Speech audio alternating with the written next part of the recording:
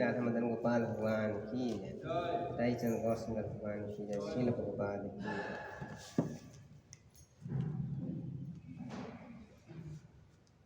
हरे कृष्ण।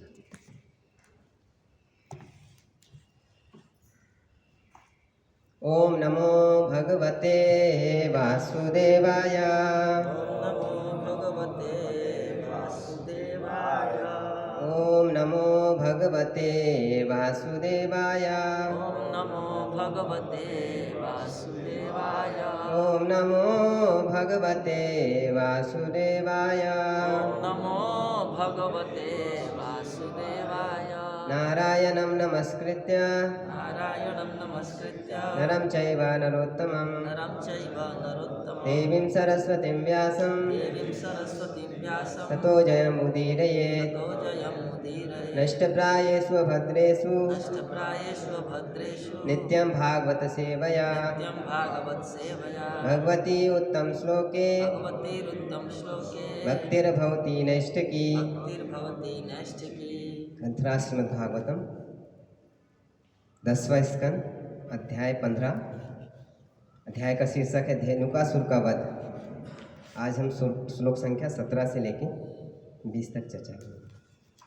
तो मैं सभी भक्तों से आशीर्वाद की याचना करता हूँ कि इस भागवतम के 10वें स्कंद की भगवान की जो इसको बताया गया कि मुख कमल के समान है 10वां स्कंद, तो उसके ऊपर हम कुछ बोलने का प्रयास करेंगे जो कि मैंने भक्तों से सुना है, आचार्यों से सुना है। हरे कृष्ण। तो हम लोग 20वें का उच्चारण करेंगे बाकी। तो 20वें श्लोक से एक्चुअल में अभी धेनुकासुर वाली जो लीला है वो स्टार्ट होगी। अभी तक तो भगवान का वहाँ तक जाना है कि किस प्रकार से भगवान बहुत खुश है क्योंकि उनको पहली बार मौका मिला है जंगल में जाने के लिए, वृंदावन में जाने का मौका मिला है, तो बहुत प्रसन्न है ग्वाल वालों के साथ में। तो वही वर्णन आ रहा है कि किस प्रकार से भगवान अपने भक्तों के साथ में वन में जाते हैं, वृंदावन में जाते हैं, तो उनके साथ में किस प्रकार की लीलाएं करते हैं। तो ये 20वां श्लोक है। श्रीदामा नाम गोपालो श्रीदामा नाम गोपालो राम केशवयो सखा राम केशवयो सखा सुबल स्तोक कृष्णाद्या सुबल स्तोक कृष्णाद्या गोपा प्रेमनेद गोप्या प्रेमनेदम अब्रुवन् गोपा प्रेम्णेदमब्रुवन् श्रीदामा नाम गोपालो श्रीदामा नाम गोपालो राम केशवयो सखा राम केशवयो सखा सुबल स्तोक कृष्णाद्या सुबल स्तोक कृष्णाद्या गोपा प्रेमनेदम ब्रुवन् गोपा प्रेम्णेदम् अब्रुवन् श्रीदामा नाम गोपालो श्रीदामा नाम गोपालो राम केशवयो सखा राम केशवयो सखा सुबल स्तोक कृष्णाद्या सुबल स्तोक कृष्णाद्या गोपा प्रेमनेदम अब्रुवन् गोपा प्रेम्णेदम् अब्रुवन्।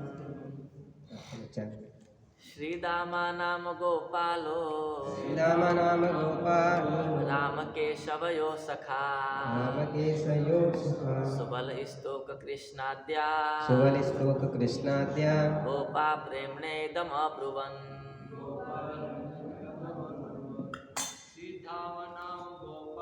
श्रीदाम नाम गोपालो राम केशवयो सखा सुबल स्तोक कृष्णाद्या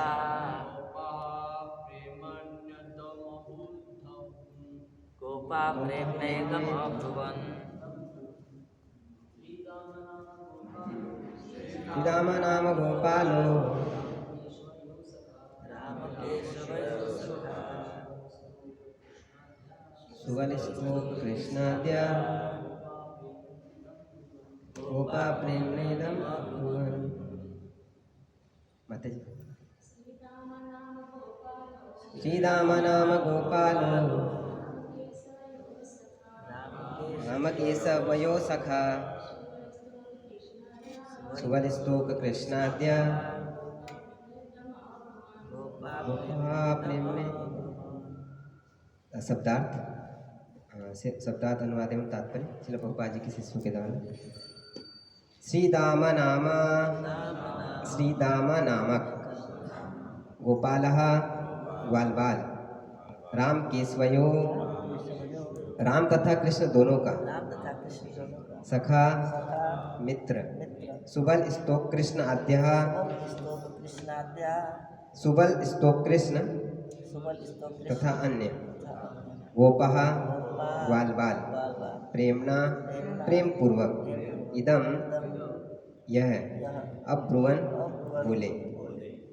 एक बार राम तथा कृष्ण के अत्यंत घनिष्ठ मित्र श्रीदामा सुबल स्तोक कृष्ण तथा अन्य ग्वालबाल बड़े ही प्रेम पूर्वक इस प्रकार से बोले। तात्पर्य प्रेमणा शब्द सूचित करता है कि कृष्ण बलराम के सामने प्रस्तुत की जाने वाली याचना प्रेम से प्रेरित थी, किसी व्यक्तिगत इच्छा से नहीं। ग्वालबाल इच्छुक थे कि कृष्ण तथा बलराम असुरों के संहार तथा तालवन के मधुर फलों के खाने की लीलाएं प्रदर्शित करें, इसलिए उन्होंने निम्नानुसार अनुरोध किया। ओम अज्ञानतिमिरान्धस्य ज्ञानञ्जनशलाकया चक्षुरुन्मिलितं येन तस्मै श्रीगुरवे नमः। श्रीचैतन्यमनोभीष्टं स्थापितं येन भूतले स्वयं रूप कदा मह्यं ददाति स्वपदान्तिकं। वन्देऽहं श्रीगुरोः श्रीयुतापदकमलं श्रीगुरून् वैष्णवांश्च श्रीरूपं साग्रजातं सहगणरघुनाथान्वितं तं सजीवं साधवैतं सावधूतं परिजनसहितं कृष्णचैतन्यदेवं श्रीराधा कृष्णपादां सहगणललिता श्रीविशाखान्वितां च। हे कृष्ण करुणा सिंधु दीनबंधो जगत्पते गोपेश गोपिका कांता राधा कांता नमस्तुते। तप्त कांचन गौरांगी राधे वृंदावनेश्वरी वृषभानुसुते देवी प्रणमामि हरिप्रिये। वंशाकल्पतरुभ्यश्च कृपा सिन्धुभ्येव च पतितानां पावनेभ्यो वैष्णवेभ्यो नमो नमः। जय श्री कृष्ण चैतन्य प्रभु नित्यानंद श्री अद्वैत गदाधर शिवासादि गौर भक्तवृंदा। हरे कृष्णा कृष्णा कृष्णा हरे हरे हरे राम राम राम हरे हरे। नमो विष्णुपादाय कृष्णपृष्ठाय भूतले श्रीमते भक्तिवेदांत स्वामिनिति नामने।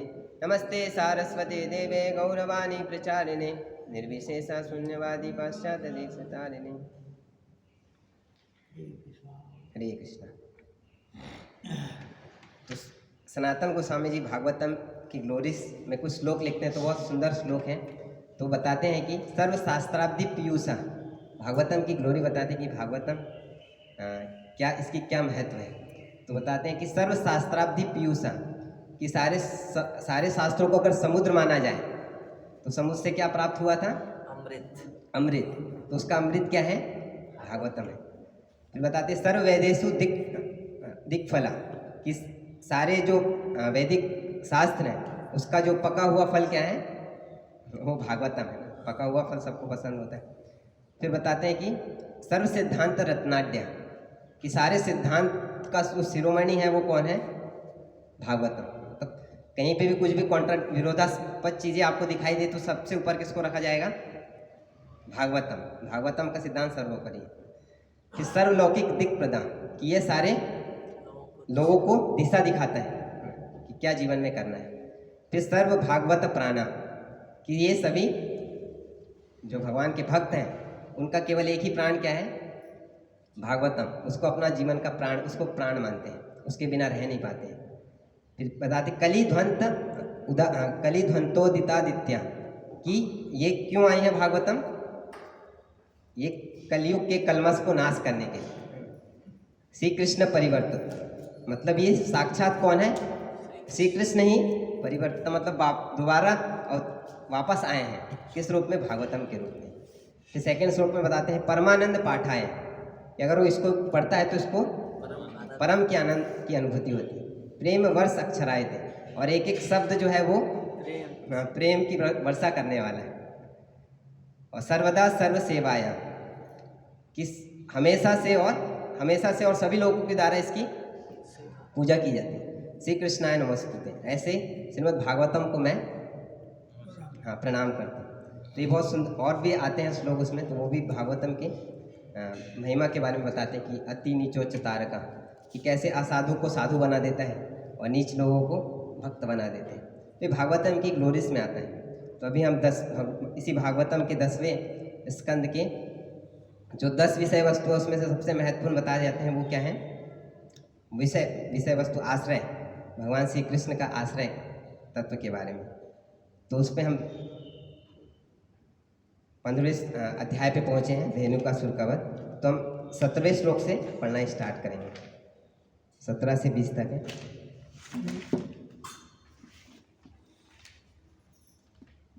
तो 17वें श्लोक में पाद संवाहनम चक्रु केचितस्य महात्मना अप्रेहत पापमानो व्यंजने समबीजयन।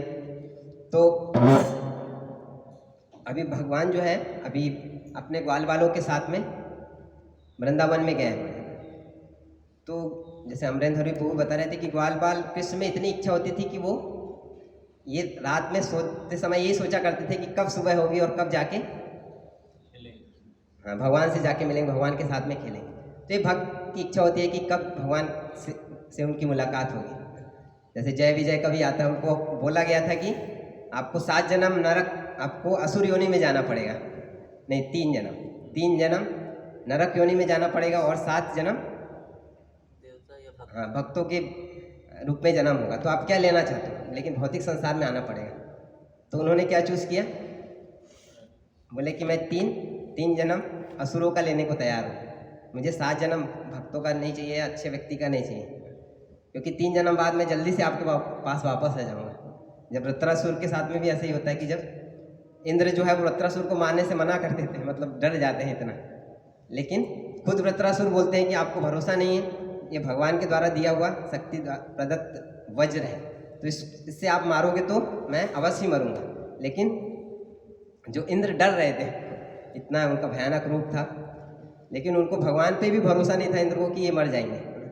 तो खुद वृत्रासुर बोलते हैं कि आप मुझे जल्दी से मारिए, क्योंकि मरने के बाद क्या होगा, मैं भगवान के धाम चला जाऊंगा और आप इस संसार के भोग ऐश्वर्य को भोगते रहोगे कई जन्मों तक। तो असली में कृपा भगवान की किसके ऊपर है, मेरे ऊपर होगी भगवान की विशेष कृपा, तो मैं जल्दी से भगवान की सेवा में नियुक्त हो जाऊंगा। तो इस प्रकार से ग्वाल बाल भी निरंतर उनके अंदर ये इच्छा होती थी कब जाके भगवान के साथ में हम खेलें, भगवान के साथ में लीलाएं करें। तो यहाँ पे आता है कि किस प्रकार से वो भगवान की सेवा कर रहे हैं। तो तब कुछ ग्वाल बाल जो सबके सब महान आत्माएं थे और उनके चरण कमल मलते और अन्य ग्वाल बाल निष्पाप होने के कारण बड़ी ही कुशलता पूर्वक भगवान पर पंखा झलते। तो यहाँ पे बता रहे कि उनकी क्या योग्यता थी। रूपा जी लिखते हैं कि दे आर क्वालिफाइड, उनका क्वालिफिकेशन क्या था कि वो पाप से रहित थे और महान आत्मा थी, महात्मा। तो महात्मा के बारे में, महान आत्मा के बारे में भगवत गीता में बताते हैं क्या कि महात्मा अनस्तु माम पार्था देवीं प्रकृतिम आश्रिता भजन अनन्य मनसो ज्ञात्वा भूतादिम अव्ययम। कि महान आत्मा कौन है, हम नाम लगा लेने से कोई महात्मा नहीं हो जाता। तो भौतिक जगत में अगर कोई कुछ करता है तो उसको भले ही महात्मा का नाम दिया जाता है, लेकिन वो महान आत्मा नहीं, महान आत्मा नहीं।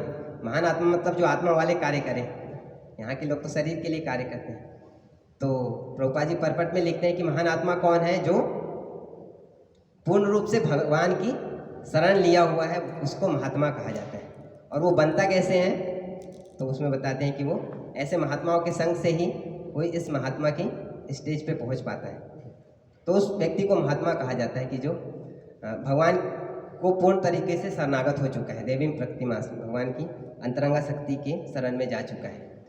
और दूसरा शब्द इसमें आता है कि भगवान की सेवा क्यों कर पा रहे हैं? क्योंकि उनके अंदर कोई भी भगवान के अनग है, मतलब उनके अंदर कोई भी पाप स्पर्श नहीं कर सकता। तो हम अगर किसी के अंदर पाप है तो वो कैसे भगवान की सेवा कर सकता है?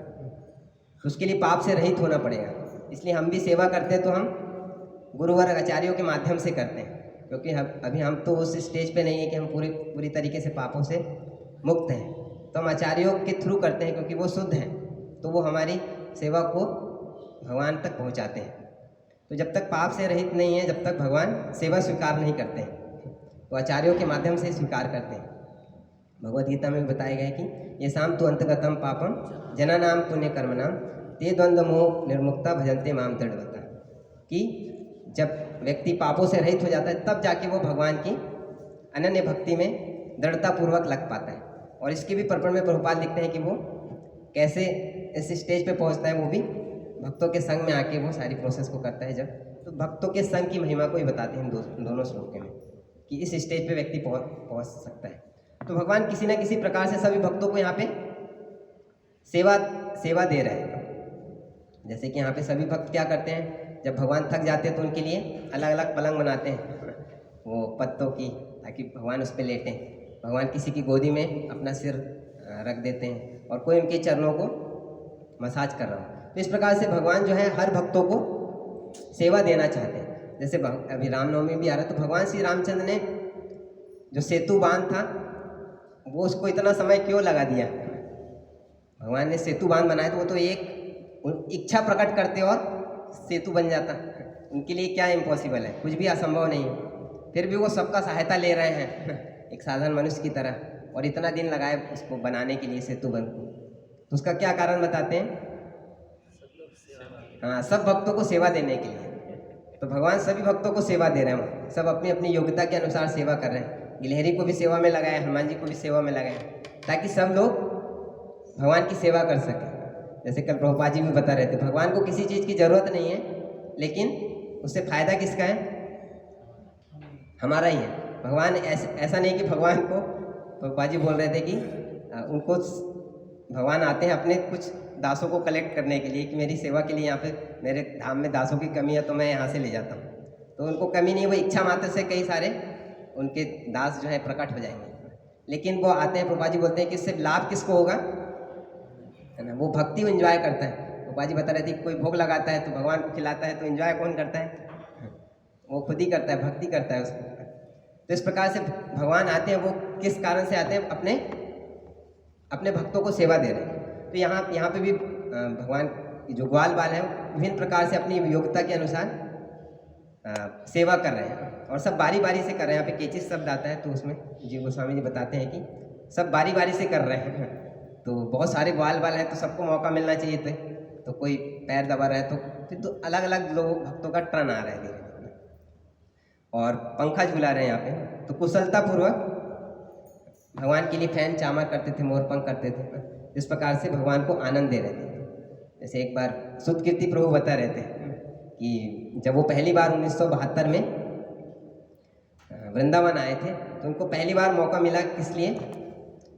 जब प्रभुपाद जी लेक्चर दे रहे थे राधा दामोदर मंदिर में, तो उनको चामर करने के लिए मौका मिला। तो ये बहुत उत्साहित थे कि प्रभुपाद जी की साक्षात सेवा करने का मौका मिला है मुझे ना, वो भी वृंदावन में पहली बार। तो बहुत उत्साहित थे, और बताते हैं कि वो इस प्रकार से चामर कर रहे थे बहुत ही स्टाइल से ना। लेकिन उस स्टाइल से क्या हो रहा था, मक्खियाँ नहीं भाग रही थी। वो दिख भर रहा था कि चामर कर रहे हैं, लेकिन मक्खियाँ नहीं भाग रही थी। तो प्रभुपाद जी लेक्चर दे रहे हैं, तो डिस्टर्ब हो रहे हैं मक्खियों से, और सतकीर्ति प्रभु लगे हुए हैं तो मक्खियाँ भाग नहीं रही। तो फिर प्रभुपाद जी बोलते हैं कि हाँ, ब्रिंग समवन इंटेलिजेंट पर्सन। तो वो सुतकीर्ति प्रभु से किसी एक भक्त थे उनको देते हैं। तो बताते हैं सुतकीर्ति प्रभु की प्रभुपाद जी ने तुरंत ही मेरे अहंकार को चूर चूर कर दिया। मुझे लग रहा था कि मेरा कितना बड़ा सौभाग्य है कि प्रभुपाद जी की सेवा करने को मिला है, लेकिन तुरंत ही प्रभुपाद जी ने मतलब मोर इम्पोर्टेंट वहाँ मतलब ज़्यादा महत्वपूर्ण था कि सेवा करना मतलब दिखाना नहीं। तो इस प्रकार से वो यहाँ पर ग्वाल बाल भी क्या कुशलतापूर्वक भगवान को आनंद देने के लिए मोरपंख कर रहे हैं, इस प्रकार से सेवा कर रहे हैं। तो भगवान जो है हर भक्तों को सेवा करने का अवसर प्रदान करते हैं। जैसे केवट का भी एग्जाम्पल आता है रामायण में कि केवट भी पुराने जन्म में कौन थे,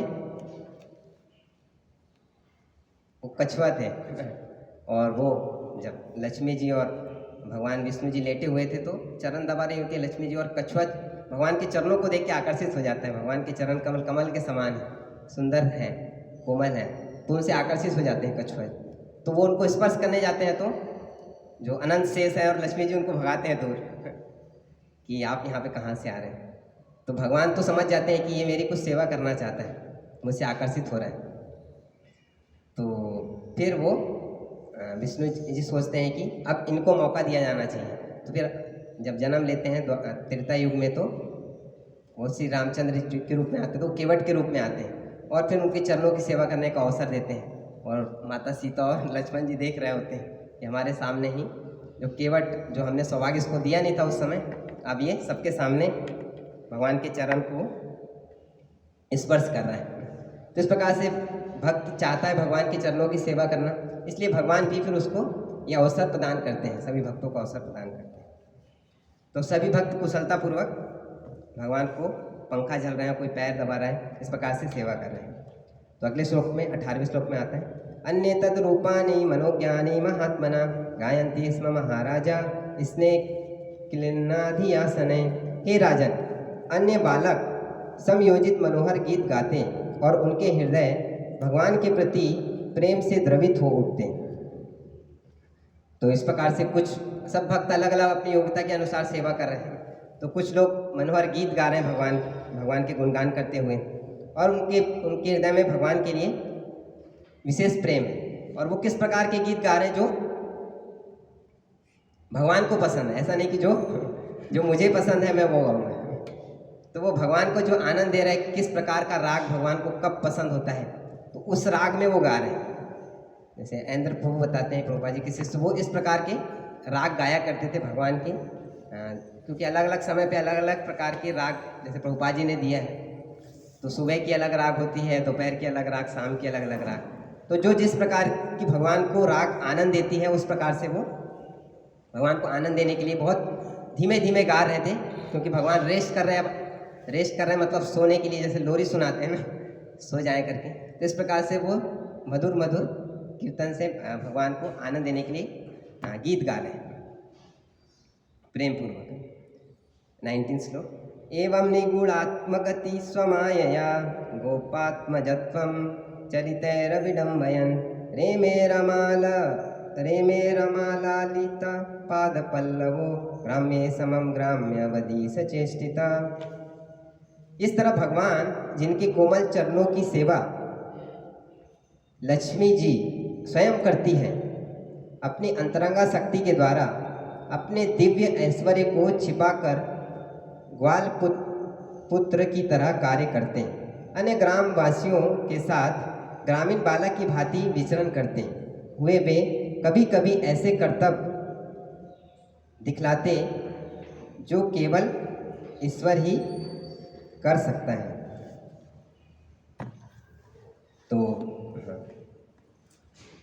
तो इसमें आता है कि किस प्रकार से इसमें बताना है कि भगवान किस प्रकार से लीला कर रहे हैं।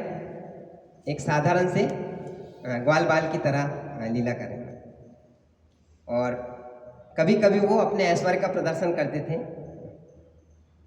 कि कोमल चरणों की सेवा लक्ष्मी जी स्वयं करती हैं अपने अंगा शक्ति के द्वारा अपने दिव्य ऐश्वर्य को छिपाकर, कि भगवान जो जिनकी सेवा में बहुत सारी लक्ष्मियाँ, करोड़ों लक्ष्मियाँ सेवा में लगी है, अब वो एक साधारण से ग्वाल बाल की तरह सारे आभूषण, भगवान जाते हैं तो सारे आभूषण निकाल देते हैं, और जो वृंदावन के फ्लावर होते हैं, फूल होते हैं, उनसे अपना आभूषण करते हैं। तो सारा ऐश्वर्य छोड़ के भगवान अपने ग्वाल बाल को आनंद देने के लिए उनके द्वारा सेवा स्वीकार करते हैं।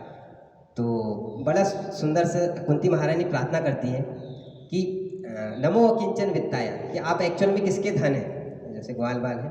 तो नमो किंचन वित्ताय निवृत्त गुण वित्तये आत्मा रामाय शांताय कैवल्य पतिये नमः। तो नमो किंचन वित्ताय, कि जो ग्वाल बाल है, भगवान के जो प्रेमी भक्त है, उनका एकमात्र धन क्या है, भगवान है।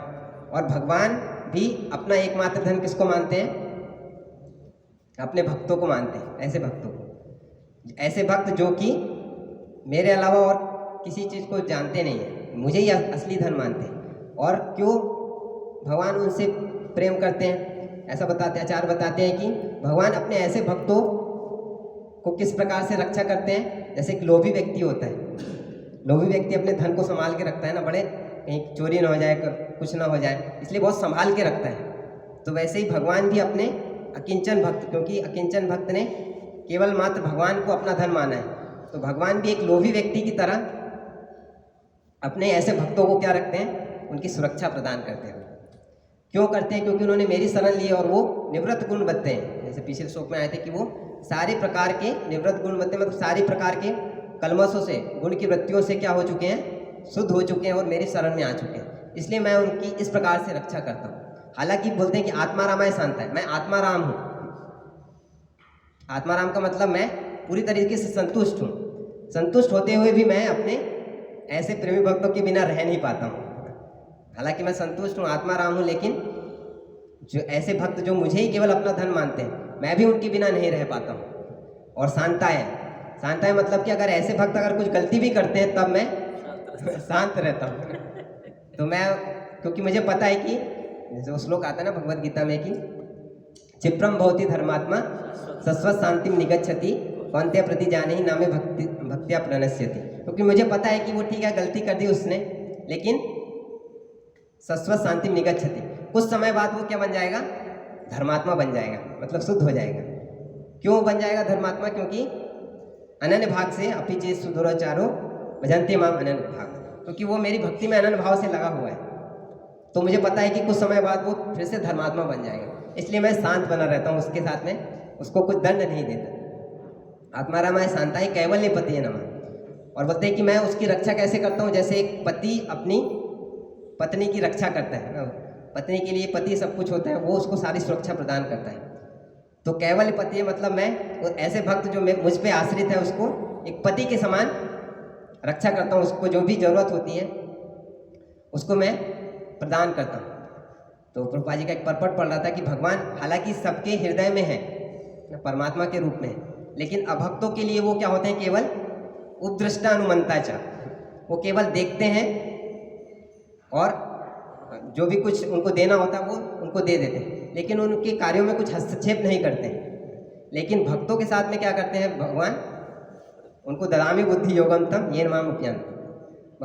भगवान जो अभक्तों के लिए न्यूट्रल रहते हैं, उनको कुछ लेना देना नहीं, बस देखते रहते हैं। लेकिन भक्तों के साथ में क्या होता है, विशेष रूप से उसको अगर कुछ ज़रूरत होती है ना, कैवल्य पति अगर उसको कुछ कमी आ रही तो उसको भक्ति में आगे बढ़ाने के लिए उसकी सहायता भी करते हैं।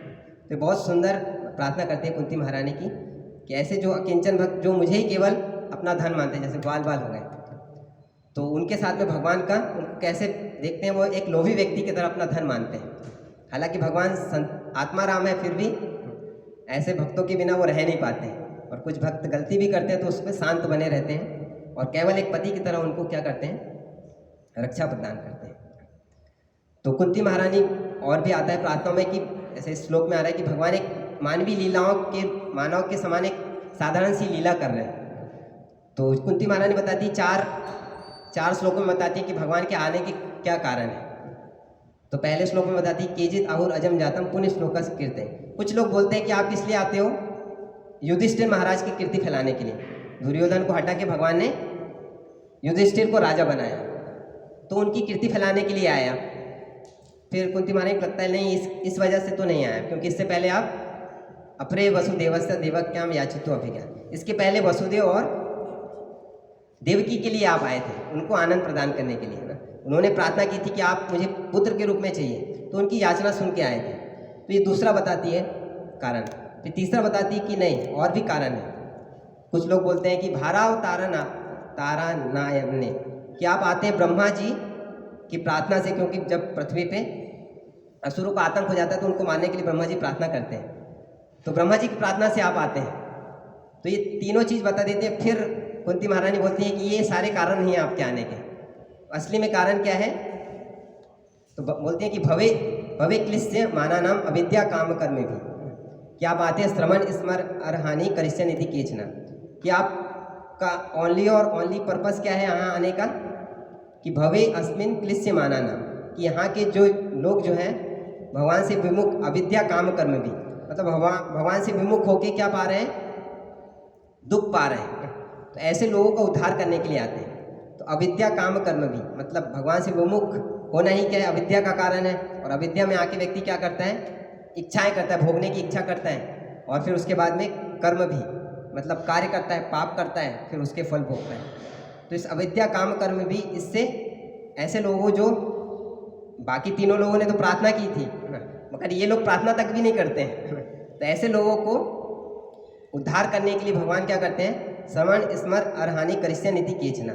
तो ऐसे लोगों को भगवान लीलाएं करते हैं, उनके लिए अवसर प्रदान करते हैं कि वो उनके बारे में श्रवण कर सके, कीर्तन कर सके, उससे शुद्ध होकर भगवान के प्रति आकर्षित हो सके। 10वें स्कंद में और भी श्लोक आता है कि भगवान इसी में बताते हैं कि भगवान क्यों आते हैं। तो उसमें भी इसी प्रकार से आता है कि अनुग्रह भक्ता नाम मानुष्यम देहम आश्रिता भजते तादृशी कीड़ा या सुत्वा तत्परो भवे, कि भगवान मानवीय लीलाएं करते हैं क्यों? ताकि यहाँ के लोग जो हैं उसको सुन के क्या है? भगवान के पास में वापस आ सके। और कुंती महारानी भी इसी चीज़ को बोलते हैं कि वो किस प्रकार से आपका श्रवण कीर्तन करने मात्र से, ऐसा नहीं कि उनको बहुत लंबा समय लगता है, इसी बहुत कम समय में वो आपके चरण को प्राप्त करते हैं। तो 36वें श्लोक में कुंती महारानी प्रार्थना करती हैं कि सन्वंती गायंती गृणंती अभिक्षणसा स्मरंती नंदंती तवे हितम जना तयेव पश्यंत चिरेन तावकम भव प्रवाहो परमम पदाम्बुजम, कि भगवान आते हैं क्या? उनको अवसर प्रदान करने के लिए श्रवण और कीर्तन का, ताकि उसको सुन के वो आकर्षित हो सके भगवान के प्रति। भगवान इतने करुणामयी है कि वो अपने भक्तों के लिए संसार में भी आते हैं। भगवान जो है बहुत सब कुछ कर सकते हैं, लेकिन एक चीज़ नहीं कर सकते। क्या नहीं कर सकते? जैसे कोई पिता है अपने बच्चों से परेशान हो गया, तो बोलते कि तू नालायक है, घर से निकल जा, तो उसको बेदखल कर दिया घर से। लेकिन भगवान नहीं कर सकते, क्योंकि सब कुछ तो भगवान का ही है, संसार भगवान का ही है, तो वो भगवान नहीं कर सकते। और उनके लिए जगत बनाया है भगवान ने, लेकिन उनको वापस लाने के लिए भी फिर भगवान स्वयं ही आते हैं। तो जैसे हम बचपन में होता है ना कि जब वो जो रेत होता है उसके घर बना के खेला करते हैं ना, जो मक्का होता है उसके जो बच जाता है ना, उससे हम घर बनाया करते थे।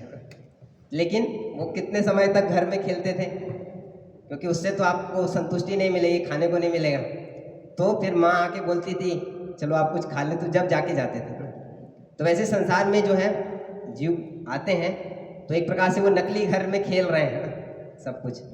तो भगवान फिर आते हैं उनको बुलाने के लिए, अब घर लौट चले, अपने घर पे आइए आप। वास्तविक घर आपका क्या है? वृंदावन धाम है। तो उसका एडवर्टाइजमेंट करते हैं, उसका विज्ञापन करते हैं कि यहाँ पे जैसे ग्वाल बाल के साथ में इतनी अंतरंग लीलाएं कर रहे हैं, तो आपको भी ये अवसर प्राप्त हो सकता है। तो इसलिए भगवान ये ऐसे सुंदर सी लीलाएं करते हैं। तो भगवान की इन सुंदर लीलाओं को सुनता है, सुनने से कैसे वो आपके धाम में आता है, उसके बारे में कुंती महारानी बताती हैं कि व्यक्ति क्या आपके बारे में सुनता है, फिर उसका गायन करता है और उसको स्वीकार करता है, और मतलब इतना आकर्षित हो जाता है भगवान से, क्योंकि भगवान कृष्ण का अर्थ है, कृष्ण मतलब जो आकर्षित करता है, और ना मतलब जो आनंदित करता है, जो आनंद देने वाला। तो वो इतना आनंद करती है कि अभिक्षणसा मतलब वो रह नहीं पाता है। तो जहाँ उसको मिलता है ये मौका, जहाँ सुनने का मौका मिलता है तो वहाँ चला जाता है। अगर सुनने का मौका नहीं मिल रहा तो खुद बोलना स्टार्ट कर देता है। मतलब अभिक्षणसा मतलब वो रह नहीं पाता है उसके बिना, कंटिन्यूसली भगवान जी लिखते हैं। स्मरण बार बार उसको स्मरण करता है, आनंद लेता है भगवान की क्रियाओं को। और ऐसे लोगों का फिर क्या होता है कि तयो पश्यंत अचिरेन तावकम, उनको ऐसा नहीं कि बहुत समय लगेगा आपके चरणों को प्राप्त करने में, नहीं, अचिरेन ताव बहुत ही जल्दी वो है आपके चरण प्राप्त होंगे। भव प्रवाहो परमम पदाम्बुजम, ये भव प्रवाह मतलब जो मुक्ति भी है उनके लिए क्या है, बहुत तुच्छ चीज़ है वो, कि आपके ऐसा नहीं कि उनको मुक्ति प्राप्त होगी, वो आपके धाम को प्राप्त, आपके चरण को प्राप्त करेंगे।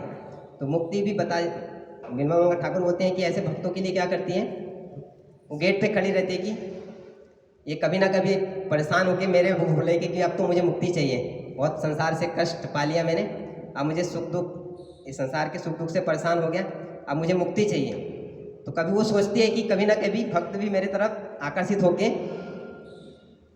मुझे पुकारेगा, लेकिन भक्त, वो हमेशा गेट पे खड़ी रहती है लेकिन भक्त उधर देखता ही नहीं है। फिर बाद में वो परेशान होकर बोलती है कि कम से कम सेवा में तो लगा लो कि मुझे सेवा, कुछ तो सेवा दे दो। लेकिन विनोद ठाकुर बोलते हैं कि वो भक्त जो है वो भी नहीं चाहता, वो भगवान के चरणों की सेवा ही करना चाहता है।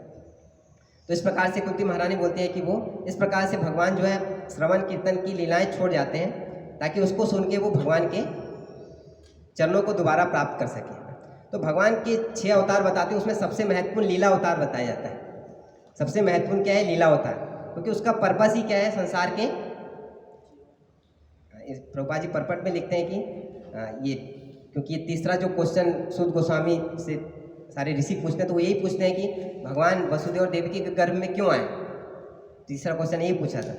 तो उसके आंसर में क्या बताते हैं कि भगवान किस लिए आते हैं कि यहाँ पे जो जीव हैं, स्पेशली जो सतोगुणी व्यक्ति हैं, उनको वापस से अपने धाम में ले जाने के लिए। तो वहाँ पे प्रभुपाद जी तात्पर्य में लिखते हैं कि वो उनके अंदर ये इच्छा जागृत करने के लिए, ही create desire to go back to God है। उनके अंदर ये इच्छा जागृत हो जाए कि मुझे भी ऐसे धाम में जाना, भगवान के साथ में लीलाएं करनी है। तो उनके अंदर ये इच्छा जागृत करने के लिए भगवान आते हैं। तो ये लीला अवतार का क्या है, आने का एकमात्र पर्पस क्या है? लोगों को आकर्षित करना। तो ये भक्त को पता होना चाहिए, प्रचार कर रहे हैं कि हमको पता होना चाहिए कि भगवान का आने का पर्पस क्या है। उनको भगवान से आकर्षित करना है, ना कि हमसे आकर्षित करना है। तो वो केवल एक कारण है कि लोग उनसे आकर्षित हो। तो ये एकमात्र पर्पस है और ये सबसे महत्वपूर्ण अवतार बताते हैं, लीला अवतार 6 अवतारों में से। तो इस प्रकार से भगवान की एक कुंती महारानी प्रार्थना करती हैं कि ये भगवान का कारण है, भगवान के आने का कारण है कि यहाँ के जीवों को दोबारा से अपने धाम पे ले जाने के लिए। लेकिन वो बोलते हैं कि इससे भी महत्वपूर्ण कारण क्या है कि आप आते हैं किस लिए? अपने जो आपको प्रेम करने वाले भक्त हैं उनको आनंद प्रदान करने के लिए। जैसे ग्वाल वालों के साथ भगवान इतना सुंदर लीलाएं कर रहे हैं, तो स्पेशली ऐसे भक्तों को आनंद देने के लिए जो भगवान के नित्य सिद्ध भक्त हैं, उनको आनंद देने के लिए आते हैं। तो कुंती महारानी बड़ा सुंदर प्रार्थना करती हैं कि कृष्णाय वासुदेवाय देवकी नंदनाय च नंद गोप कुमाराय गोविंदाय नमो नमः। कि आपका उद्देश्य क्या है? ठीक है, आप यहाँ के जीवों को ले जाने के लिए आते हो, लेकिन उससे भी श्रेष्ठ कारण है कि आप अपने भक्तों के साथ में लीलाएं आदान प्रदान करना चाहते हो।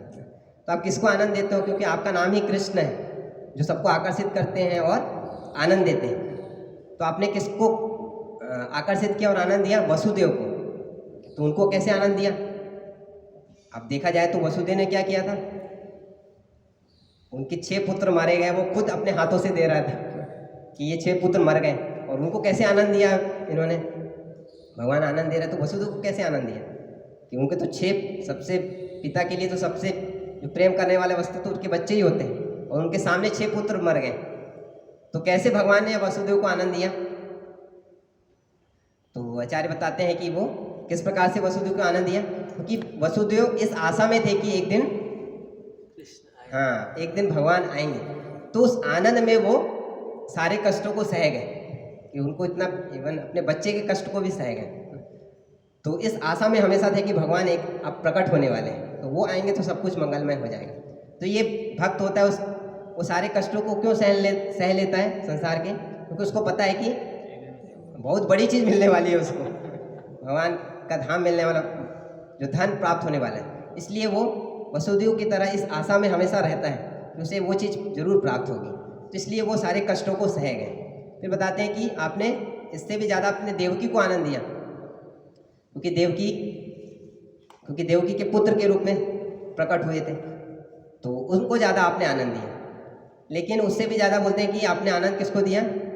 नंद जी को आनंद दिया, क्योंकि नंद महाराज के घर तो हमेशा रहे। देवकी के सामने तो वहाँ पे कुछ समय के लिए आए थे और बाद में जाके रहे, लेकिन जो बचपन की लीलाएं हैं वो नंद महाराज और माता यशोदा के साथ में की। उसमें बोलते हैं कि यशोदा माता सबसे ज़्यादा सौभाग्यशाली है, क्योंकि देवकी माता के सामने तो प्रकट हुए थे, लेकिन गर्भ धारण किसने किया था? वो माता यशोदा ने किया था। तो वो सौभाग्य यशोदा माता को प्राप्त हुआ था। और फिर बोलते हैं कि गोविंदाय नमो नमः। लेकिन सबसे सौभाग्यशाली कौन है? गोविंदाय शब्द से बताते हैं कि गोपियों को बता रहे हैं कि गोविंद भगवान का नाम जो है गोवर्धन लीला के बाद ही पड़ा था। तो गोविंदाय शब्द के नाम के माध्यम से कुंती महारानी गोपियों को बताते हैं कि उनको आपने सबसे ज़्यादा आनंद प्रदान किया। और 22वें श्लोक में बताते हैं कि आप क्या है, नमः पंकज नाभाय नमः पंकज मालिने, कि इसकी अलग व्याख्या करते हैं आचार्य की। नमः पंकज नाभाय का मतलब क्या है कि भगवान जो नाभि से क्या है ब्रह्मा जी प्रकट हुए थे, तो उनके क्या थे? आधार थे। तो भक्तों के लिए भी जो भगवान के भक्त हैं उनके जो आधार होते हैं, भक्ति के आधार कौन है? वो क्या है? भगवान आप ही हैं। तो उनके जीवन का आधार क्या है? एक्चुअल में भगवान आप ही हैं। नमः पंकज मालिने। और ऐसे प्रेमी भक्तों को आप क्या करते हैं जो आपको सब कुछ अपना मानते हैं? माला आप एक्चुअल में वो माला क्या है? आपके प्रेमी भक्तों की माला है। आप ऐसे प्रेमी भक्तों को अपने गले में धारण करके रखते हो, हमेशा उनको आनंद देते हो ना। नमः पंकज नेत्राएं। और नेत्राएं मतलब आप जैसे फूल विकसित हो जाता है ना, तो जब आप ऐसे भक्तों को देखते हो तो आपकी आंखें विकसित हो जाती, खिल जाती हैं कि देखो मेरा भक्त कितना सेवा कर रहा है मेरे लिए। तो ऐसे भक्तों को देख के भगवान क्या होते हैं, उनकी आंखें उसी पे टिकी रहती है अपने भक्त के ऊपर। नमस्ते पंकज आंग रहे। और जो चरण है वो चरणों को देख के बता रहे कि आपके चरण जो है में ही आपके भक्त जो है वो हमेशा निवास करते हैं और आपकी सेवा में लगे रहते हैं, उनको आप सेवा का अवसर प्रदान करते हैं। तो इस प्रकार से आप कैसे भक्तों को आनंद देते हैं वो बताते हैं। उसके बाद बोलते हैं कि आपने मेरे को कैसे आनंद दिया। कुंती महारानी बोलती है कि मेरे को आपने आनंद दिया, देवकी से भी ज़्यादा मुझे आनंद प्रदान किया, क्योंकि देवकी के तो 6 पुत्र मर गए है ना, लेकिन मेरे 5 बच गए। और मेरे ऊपर विशेष कृपा था कि आप हमेशा मेरे साथ में थे। देवकी के साथ में तो एक कष्ट था, कंस था, लेकिन हमारे साथ तो बहुत सारे कष्ट आए ना, इतने सारे कष्ट गिनाती हैं ये आए। तो मैं सोच नहीं पा रही हूँ कि आपने मेरे ऊपर विशेष कृपा क्यों की, जो आपने देवकी को नहीं किया, उनके बच्चों को नहीं बचाया, लेकिन मेरे बच्चों को बचा दिया। तो मुझे एक चीज़ याद आता है कि आपने मेरे ऊपर क्यों की कृपा की। त्वेव नाथे ना मुहुर विपद गना, कि क्योंकि देवकी के नाथ थे, उनके पति प्रेजेंट थे, तो पति है तो पत्नी को कोई समस्या नहीं होती, उस पर उसका पूरा विश्वास, उस पर भरोसा होता है। लेकिन मेरा कोई नाथ नहीं था, मेरे पति नहीं थे, और उनके पति थे तो उनको पुत्र भी प्राप्त हो सकता था, लेकिन मेरे तो कोई नाथ नहीं थे आपके अलावा। तो तवे नाथ है ना, मेरा एकमात्र नाथ कौन थे? केवल एकमात्र भरोसा जो थे आप ही थे। उसके अलावा मेरे पास कोई अपॉर्चुनिटी भी नहीं थी, है ना, कोई एक अल्टरनेटिव भी नहीं था कि मैं और किसी के शरण में जाऊँ। तो आपके अलावा मेरे कोई नाथ नहीं थे, और मैं आपको केवल अपना नाथ मानती थी, इसलिए आपने मेरे ऊपर क्या की?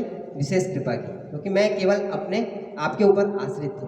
और पोपा जी भी परपट में लिखते हैं वहाँ पे कि ऐसे भक्तों जो भगवान पे पूरी तरह भगवान को ही अपना नाथ मानता है, और बाकी लोग जो होते हैं वो क्या है? अनाथ है, जो भगवान को अपना नाथ नहीं मानते। तो आपने मेरे ऊपर विशेष कृपा की, क्योंकि मैं आपके अलावा किसी और पे आश्रित नहीं थी। आप ही मेरे मतलब आप ही पे मैं पूरी तरह से आश्रित थी सब सारी विपदाओं के लिए। और जब भी विपदा आई तो जितने भी विपदाएं आप हमेशा मेरे साथ में प्रेजेंट हैं, मुझको आनंद दे रहे थे। तो इस प्रकार से वो गिनाते हैं कि वास्तव में आप आते हैं किस लिए? अपने विशेष प्रिय भक्तों को आनंद देने के लिए। और मेरे को आपने किस प्रकार से आनंद प्रदान किया। और 20वें श्लोक में आता है, श्रीदामा नाम गोपालो राम केशवयो सखा सुबल स्तोक कृष्णाद्या गोपा प्रेमने अब्रुवन। एक बार राम तथा कृष्ण के अत्यंत घनिष्ठ मित्र श्रीदाम सुबल स्तोक कृष्ण तथा अन्य ग्वाल बाल बड़े ही प्रेम पूर्वक इस प्रकार से बोले। तो अब यहाँ से वो लीला स्टार्ट हो रही है कि जब सारे ग्वाल जो है ग्वाल बाल भगवान को क्या बोल रहे हैं कि आप हम उस वन में चलते हैं, ताल वन। तो यहाँ पे प्रभुपाद जी लिख रहे हैं, ऐसा नहीं कि उनको बहुत भूख लगी थी कि उनको फल खाने थे, इसलिए भगवान को बोल रहे हैं कि चलो चलो फल खाते हैं जाके। तो उनकी इच्छा नहीं थी, उनकी इच्छा थी क्या? भगवान को खिलाना। तो भगवान तो खाएंगे नहीं, तो हम बोलेंगे कि हमको भूख लगी है, तो वो हो जाएंगे तो वो भी खाएंगे।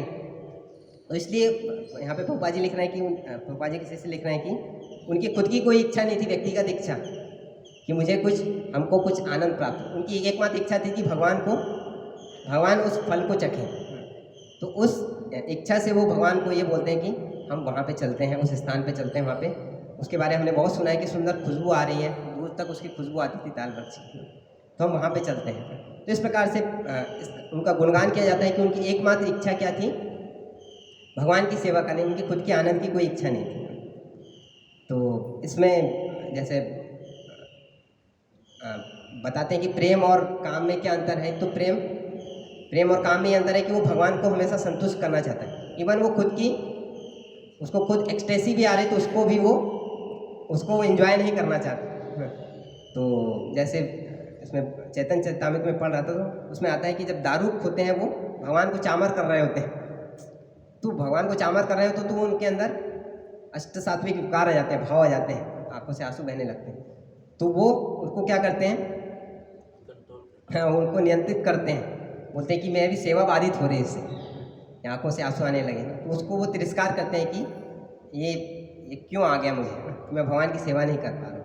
और वहाँ पे राधा रानी जी का भी एग्जाम्पल आता है कि जब वो अश्रु प्रभाव करती हैं तो वो आंखों से देख नहीं पाती थी भगवान, तो ऐसे आंसुओं को वो तिरस्कार करती हैं कि आंखों का उपयोग कब है, वो भगवान के दर्शन करें। क्योंकि वो सब कुछ जो गोपियाँ थी वो सब कुछ अपना शरीर भगवान को ही मानती थी कि भगवान का ही है, तो आंखें भगवान को देखने के लिए अगर यूज़ नहीं हो रही तो उसका क्या फ़ायदा, कान है, नाक है, वो सब कुछ भगवान को अर्पित करते थे।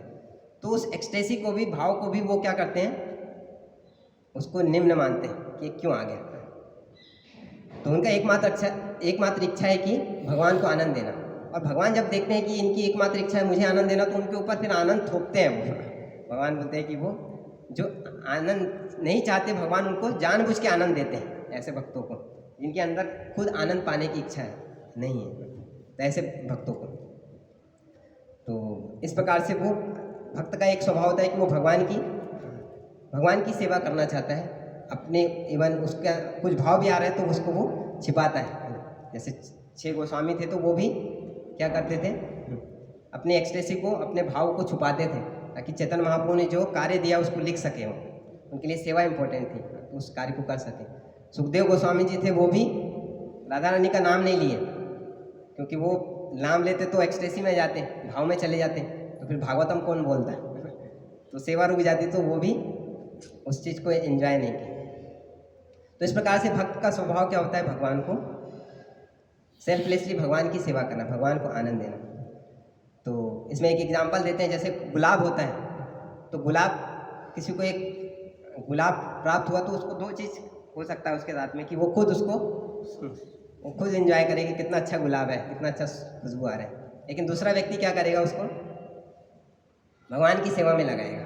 तो ये प्रेम है कि वो भगवान को अर्पित करना चाहता है, संसार की सारी अच्छी वस्तुएं भगवान की सेवा में लगाना चाहता है। लेकिन जो काम, जिसके अंदर कामी इच्छा है, वो अपने खुद की इच्छा में खुद को संतुष्ट करने के लिए लगाना चाहता है। तो कैसे ये प्रेम का स्तर है, तो भक्ति विनोद ठाकुर बताते हैं, अपने चैतन्य शिक्षामृत बुक है, तो उसमें बताते हैं कि जो 4 लेवल ऑफ भक्ति बताते हैं कि भय के कारण, इच्छा के कारण, कर्तव्य के कारण और फिर प्रेम के कारण कोई भगवान की शरण में आता है। तो सबको क्या उस स्तर पे पहुंचना है, प्रेम के स्तर पे पहुंचना है। तो बताते हैं कि कैसे उस स्तर पे व्यक्ति पहुंच सकता है। टॉप मोस्ट है कि प्रेम में जैसे बाल के साथ में भगवान लीला कर रहे हैं, उनकी संतुष्टि के लिए कर रहे हैं, तो वो 2 सॉल्यूशन बताते हैं उसमें।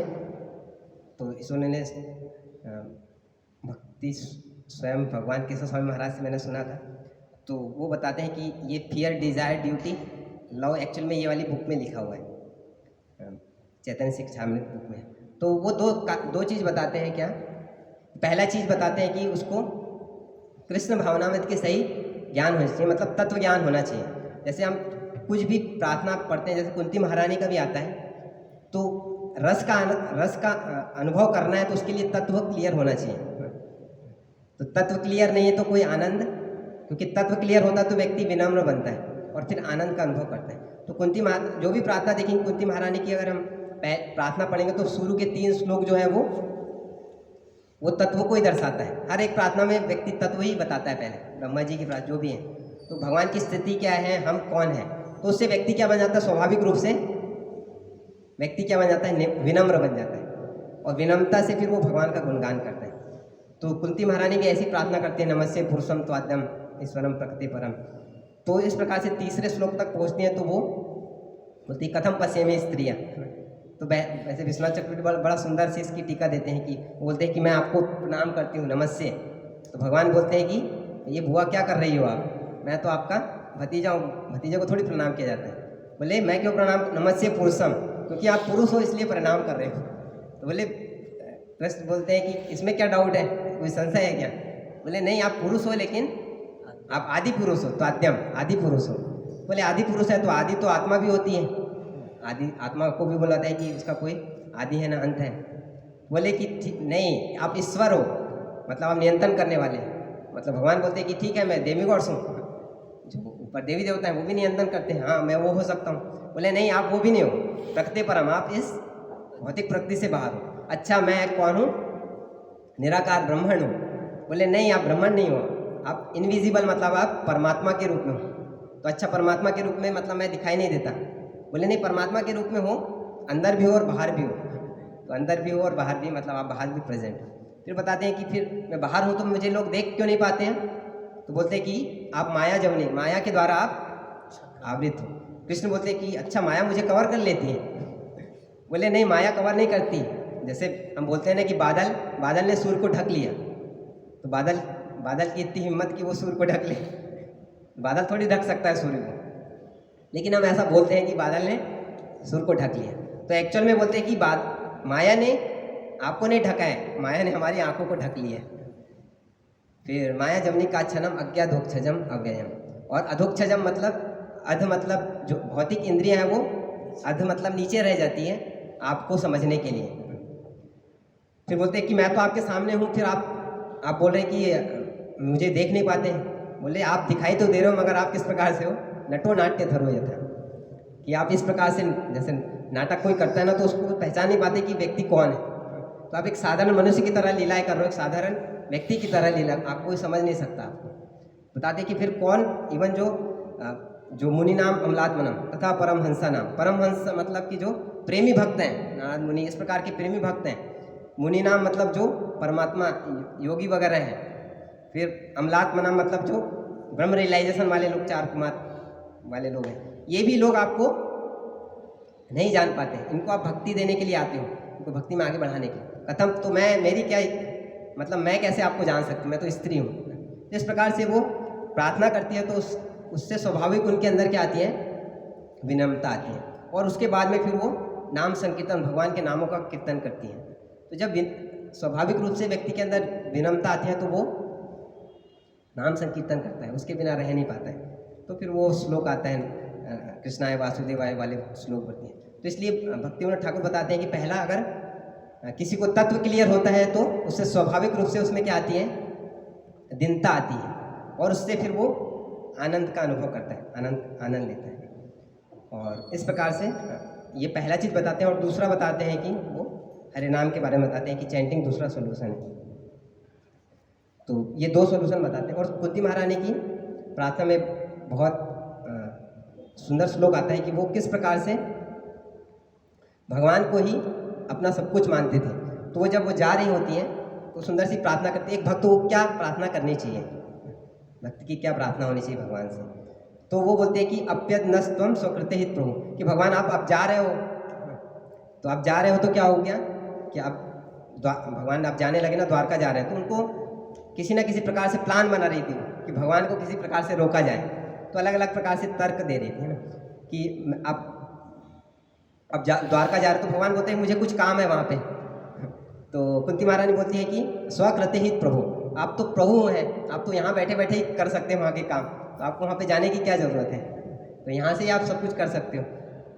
और जिहाससी सुहृदो अनुजीवना, मतलब हाँ, अनुजीवना मतलब आपके साथ हमने इतना समय व्यतीत किया है कि अब लत लग गई है आपकी, कि आपके बिना हम रह नहीं सकते। अनुजीवना मतलब कि आपके बिना जीवित नहीं रह सकते, मतलब आपके साथ रहने की लत लग गई, क्योंकि इतना सारा कष्ट आया तो हमेशा आप जा रहे हो। और आप एकदम से बोल रहे हैं कि अब यहाँ से जा रहे हो, अब लोग भी क्या बोलेंगे कि जब ज़रूरत थी तो कृष्ण को साथ में रखा और जब ज़रूरत नहीं तो भेज दिया उसको। तो ऐसे कह के आपको लोग बोलेंगे और हमको आपकी लत लग गई है रहने की, तो आपके बिना हम रह नहीं पाएंगे। तो अलग अलग वो भगवान को रोकने के लिए अलग अलग तर्क दे रही हैं। फिर बोलते हैं कि अब ठीक है, आपने इतने सारे लोग को तो मार दिया, लेकिन इनके मरने के बाद इनके जो बच्चे हैं, राजाओं के बच्चे हैं, अब वो दुश्मनी निकालेंगे। तो ऐसा नहीं कि खतरा समाप्त हो चुका है, अब वो लोग हमारे ऊपर अटैक करेंगे, तो उनसे कौन रक्षा प्रदान करेगा। तो इस प्रकार से कुंती महारानी जो है वो अलग अलग उसके बाद भी बोलते हैं कि फिर भगवान बोलते हैं कि आपके पास में तो अर्जुन है, भीम है, इतने शक्तिशाली लोग हैं, ये आपको सुरक्षा देंगे। तो वो बोलते हैं कि के वयम नाम रूपाभ्यम, इनको शक्ति भी प्राप्त हो रही है, वो आपसे ही प्राप्त हो रही है। तो आपके रहने मात्र से इनको शक्ति प्राप्त हो रही है। जब जो युद्ध हुआ था महाभारत का, तो उसमें अर्जुन ने भगवान को पहले उतार दिया कि आप रथ से उतरो। तो अर्जुन उतरते हैं, वैसे ही जो रथ जो है वो ब्लास्ट हो जाता है, क्योंकि भगवान थे उस पर, इसलिए वो इतने तीर पड़े थे कि वो अभी तक कुछ नहीं हुआ था उस रथ को, लेकिन भगवान के उतरने से वो ब्लास्ट हो गया। तो भगवान के रहने से सारे पांडवों में शक्ति थी। ये सारी चीज़ें गिन रही है कुंती महारानी कि भगवान की कितनी मेरे ऊपर अनुकंपा थी। आपके रहने मात्र से आपके यहाँ पे चरण चिन्ह थे, उन सब चीज़ को याद कर रही है। और सूत गोस्वामी बोलते हैं कि कुंती महारानी की इतने सुंदर प्रार्थना सुन के भगवान क्या होते हैं, जिनको बोला जाता है सत्य संकल्प, कि भगवान एक चीज़, प्रभुपाद जी भी परपट में लिखते हैं कि भगवान एक बार सोच लिए कि मुझे द्वारका जाना है, तो कोई रोक नहीं सकता उनको।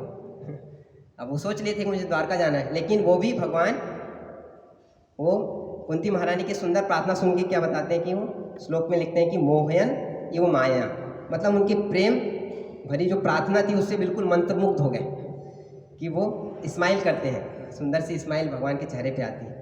और युधिष्ठिर महाराज उनके प्रेम पूर्वक व्यवहार से भगवान जो है, जो सत्य संकल्प है, जिनको कोई रोक नहीं सकता, वो भी उनके प्रेम से क्या है वो रुक जाते हैं कुछ समय के लिए। और तो इस प्रकार से सुंदर प्रार्थना करती हैं और फिर बोलती हैं कि बहुत सुंदर प्रार्थना थी कि त्वयि अनन्य विषयमतिर मधु पते सकल।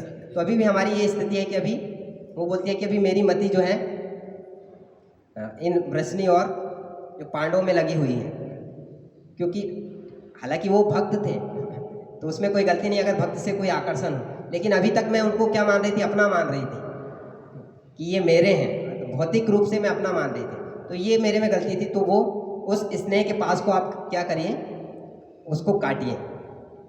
और मेरी मति किस प्रकार से लगे आप में, मतिर मधुपते सक्रत, जैसे गंगा जो है वो, गंगा जब पहाड़ों से निकल के आती है समुद्र में, तो उसमें बहुत सारे पत्थर वगैरह भी आते हैं, तो उससे भिड़ती नहीं है वो, तो दूसरे साइड से लेके चली जाती है। तो वैसा ही मेरे मति जो है वो आपके चरणों में लग रहे हैं, और कष्ट आता रहे उसको मैं ऐसे ही पार कर जाऊँ आपके चरणों का सहारा लेके। कुलशेखर जी भी बहुत सुंदर प्रार्थना करते हैं 5वें श्लोक में कि यद भाव्यम तद भवतु भगवान पूर्व कर्मानुरूपम, कि ठीक है मेरे जीवन में कष्ट आना है तो वो आते रहे, मेरे कर्मों के हिसाब से जो कष्ट मिलना है वो मिलता रहे मुझे, लेकिन मेरा एकमात्र आपसे प्रार्थना है कि मुझे आपकी चरणों की सेवा मिलती रहे। और सिमिलर प्रार्थना जो है भीष्म पितामह भी करते हैं कि जो उनकी मति जो है, उसको मति शब्द को प्रभुपाद जी लिखते हैं कि थिंकिंग फीलिंग विलिंग, वो मति जो है वो, मैं आपको वो सब मति जो है वो क्या है, सबसे बड़ा धन रघुनाथ दास गोस्वामी बताते हैं मानव शिक्षा में कि उसका सबसे बड़ा धन जो है वो क्या है, उसकी बुद्धि है, मति है। और मति कैसे भ्रष्ट हो जाती है, असत्संग करके, जैसे मंथरा का सत्संग करके कैकेयी माता जो भगवान से इतना प्रेम करती थी, उनकी भी मति भ्रष्ट हो गई। तो ऐसी मति जो असत्संग करके, ये सबसे बड़ा उसका दुश्मन है। तो भीष्म पितामह जी प्रार्थना करते हैं ऐसी मेरी मति जो है वो केवल और केवल जो है कहाँ पे लगे, आपके चरणों में लगी रहे। तो कितना समय मैंने इतना राजपाट में बिता दिया है ना, इतना समय राजपाट में इनका ध्यान रखने में लगा गया, तो मैं डाइवर्ट हो गया था इस संसार में, इतने सारे जो ऑक्यूपेशनल मेरी ड्यूटी है, कर्तव्य है, उसको निभाने में चला गया। लेकिन मेरी मति, जैसे कुंती महारानी बोलती है कि मैं अपने बच्चों के उसमें मेरी मति चली गई थी, लेकिन अब मेरी इच्छा है केवल मैं और आप मेरे धन है और मैं आपका धन। तो तो इस प्रकार से प्रार्थना करते हैं कुंती महारानी जी और भीष्म पितामह की हमारी जो मति है केवल भगवान के चरणों में लगे। तो हम भी भगवान से यही प्रार्थना करेंगे कि हमारी भी मति है इस प्रकार से ऐसे भक्तों की तरह केवल और केवल भगवान के लिए भगवान की भक्ति करने के लिए लगी रहे। हरे कृष्णा। सद्गुरु शील प्रभुपाद की है। जय गौर प्रेमानंद। हरि हरि बोल। जय हो अद्भुत अकल्पनीय व्याख्या।